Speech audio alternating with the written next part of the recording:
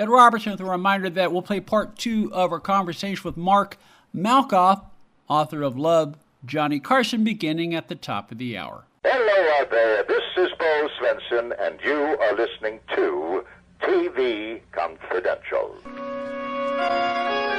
Here's the car, madam. One peep out of you, now blow your head off. Where's the safe? Over there. My, you poor little thing. Behind the picture, sir.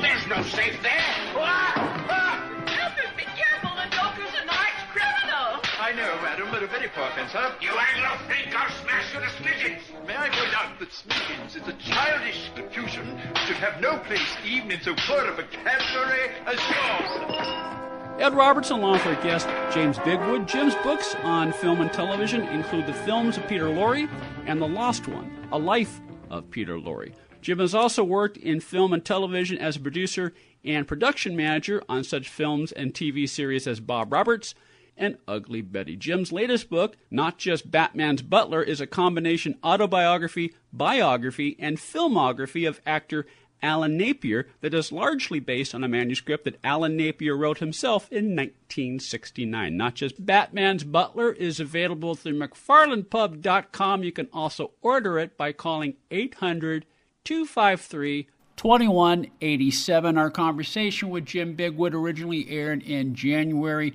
2016. January 2026 marks the 60th anniversary of the premiere of Batman. One of the fun things about reading Not Just Batman's Butler, Jim, is that even though, as we said, the chapter on Batman itself is brief, but it's got some good stuff in it. And among other things, you debunk, some of the myths about Alan's participation and Alan's experience on the show, one of which you alluded to earlier, which is how he got the part. The story that Dozier told about, he always saw him as a butler, even though Alan had never played a butler on the show.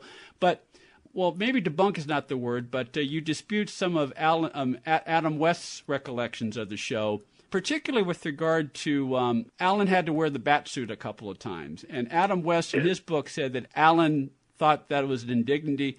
You say otherwise. I do. And I would love to have had the opportunity to have Adam correct me if he had the ability to change my mind. But he never responded to any requests for interviews for this. So I had to go with what he wrote in his book, and I disagreed with what he wrote. He said that Alan was embarrassed to wear the Batsuit, and that Adam offered to go to bat for him so that he didn't have to do it, and Alan said, no. And I say that Adam just took that at face value instead of realizing that Alan was being modest and was perfectly happy to wear the Batsuit, because Alan started to collect Social Security right after the show was canceled. Alan was between 63 and 65 while that show was being shot. And he could carry off the Batsuit. And in some ways, he could carry it off better than Adam West could. Well, even in the third season, when they started, there are a few of the early third season episodes where they incorporated Alfred into the fight scene. A couple of times, Alan had to throw a punch, and he did so convincingly. Yeah, Alan, when he was young, Alan was very self-conscious because of his height, and also because he stammered as a child. And he even, though to much lesser extent, occasionally stammered as an adult. And this is so true of many actors who have some issue with the stammering, that when he was playing somebody else, he didn't stammer. Mm-hmm. Because the other person that he was playing didn't stammer, so he didn't. And so he was very self-conscious, and he early on took on an exercise regimen called Maxwelling. It was designed by a doctor, and it was sort of a fad in the 1920s, and he did it for the rest of his life. And there's actually, it's not in the book, but I have a picture of him sitting in his garden when he was about 60, and he has his shirt off, and he was ripped. He really was. You don't think of this tall, distinguished English actor actually being an athlete, but he was. He did his exercises every day, and he played volleyball on the beach, and that's not an easy thing to do. No, running around in sand. And as a result, when Alfred wore the Batsuit, and he did it 3 times. Yeah.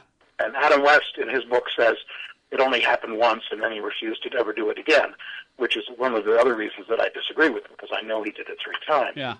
But he also had told another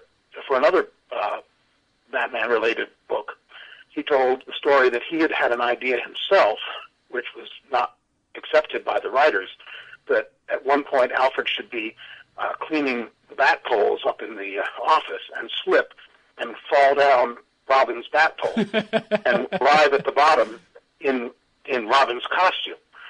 And I just cannot believe that somebody who would have thought that would be a fun thing, and I do think it would have been fun, would have had any problem with wearing Adam's Batsuit. Well, I agree. And there was a show where Alfred slid. We don't see Alan sliding down the bat pole. We see him landing in Robin's bat pole in the Batcave. And yes, but in his own clothes. But in his own clothes. That's true. One other thing, and this goes back to the bohemian beachcomber lifestyle that was part of who Alan was as a person, particularly in the last 2 decades of his life.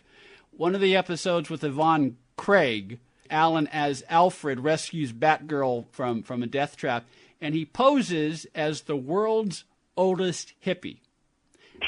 That's who Alan was as a person. Yes, I think that's a very, very astute observation, and that's among the as you point out, Alan's own chapter on Batman is quite short, and I expanded it quite a bit, and I do actually talk about that scene. And it's what's unfortunate about Alan in that show is, for some reason, there's very few publicity photos of him from the time, and in the chapter that I added to his, I think I have 4 Batman-related photos. Now, these days, people have been doing screen grabs. Screen grabs, right, yeah. And there's lots more stuff that is simply unofficial. But for whatever reason, there's plenty of photos of the various guest villains, and only about 5 of Alan that show up pretty much anywhere on the internet that has anything to do with Batman that references Alan. But he had a photo of himself as the world's oldest hippie in his own collection, which I've never seen anywhere else, and which is in the book. And I'm proud that I was able to come up with at least one photograph from Batman that nobody else had seen. The name of the book is Not Just Batman's Butler, and we're talking to the co-author, James Bigwood, Not Just Batman's Butler, the Autobiography of Alan Napier, available through McFarlandPub.com. You can also order it by calling 800-253-2187. Only got a few minutes left. Jim, is there anything about Alan's life or Alan's career that I haven't asked you that you would like the listeners to know about? Well, I think we've touched on it, probably coming at it from various directions, and it's in the title of the book. He was not just Batman's butler. A lot of us only came to know him that way, and he had a career that went back to 1924. He was in the first successful production of Chekhov in the English language in 1925. Which he acted in with John Gielgud, who started at the same place and at the same time as he did. He was actually directed by George Bernard Shaw in a production of Heartbreak House in 1937. He played one of his favorite parts, the role of Captain Shotover in Heartbreak House. He first played in 1926, I think it was, and the character is 88 years old. And at the end of his life, the very last thing he did in terms of scripted work was a production, a staged reading of the same play when he was 83 and only 5 years too young for the part. And he actually did a significant amount of stage work over the years in Los Angeles, which is not known for its stage acting. He kept the muscles going. He didn't just sit back and do TV. And you have to admit, he did not always have great parts in television. He didn't always have great parts in movies either. But he didn't let that bother him. He always gave it his best. But he also would go back and, for no money at all, do a production of Dylan Thomas's Under Milkwood or Shakespeare's Twelfth Night. He stuck with where he came from. He never let it go. And he was more than Batman's butler. He was more than Batman's butler, and he called John Houseman Jack. I thought that was very cool. Well, John Houseman was actually at school with Alan. Yeah. Not university, but the English boarding school equivalent of high school. And they were at school together, and I think a lot of what happened to Alan's career when he came to the States, John Houseman was a very good part of that. He certainly introduced him to Orson Welles, and Alan did radio work with Welles, as well as doing the Orson Welles' Macbeth film, and also was part of a broadcast, the fifth war bond broadcast, which was recorded in Texarkana, Texas, that Orson Welles organized, and Alan was asked to be a part of that. And in the 50s, when Alan was gray-listed because his politics were slightly left of center, but not much, but he was gray-listed for a while, and John Houseman was the person who pulled him out of that. And one of the last good parts that he had in television in the late 70s was a role as a Supreme Court justice on the Paper Chase. On Houseman's Paper Chase. Yeah. So Houseman and Alan were, they kept up with each other over the years, and Houseman did a lot to keep Alan's career going at times when it needed it. Stay with us, folks. We'll be right back. This portion of TV Confidential is brought to us by our friends at Front Porch Realty, the community of realtors in the Northern Bay area of California that is committed to finding the solution that is best for their clients. Whether you're a first-time home buyer or looking to sell or lease your property in Northern California, call Karen Strain at 415-886-7411 or visit frontporchrealtygroup.com for more information on how they can help you. Ed Robertson thanking you for listening to the TV Confidential podcast. If you like what you hear, please hit the subscribe button so that you won't miss our next episode. Hi, this is Les Adam, and you're listening to TV Confidential.